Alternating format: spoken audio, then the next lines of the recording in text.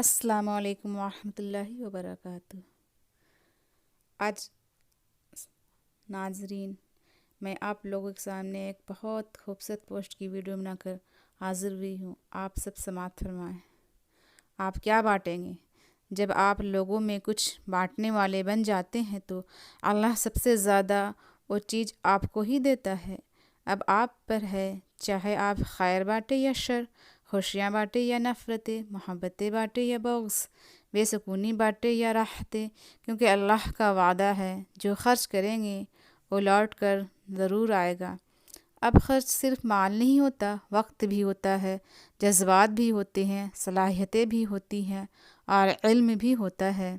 انشاءاللہ ان لوگوں کے پاس ہمیشہ نعمتیں رہیں گی اور اللہ کا کرم رہے گا جو لوگ نعمتوں کو بانٹتے رہتے ہیں، تقسیم کرتے رہیں گے، اور دوسری بات، کسی سے حسد کرنے سے اور نفرت کرنے سے ان کی نعمتیں کم نہیں ہوگی، آپ کی کم ہوگی۔ اور اس سے اچھا ہے کہ آپ خود محنت کریں اور اللہ پر توکل کریں۔ اللہ ہم سب کو آسانیاں تقسیم کرنے کی توفیق دے۔ ناظرین، اب فیصلہ آپ کے ہاتھ میں ہے، آپ کیا بننا چاہتی ہے؟ نفرتیں بانٹنے والا یا محبتیں بانٹنے والا؟ آپ کا فیصلہ ہے، آپ خود سے۔ جزاکم اللہ خیرا کثیرا۔ السلام علیکم ورحمۃ اللہ وبرکاتہ۔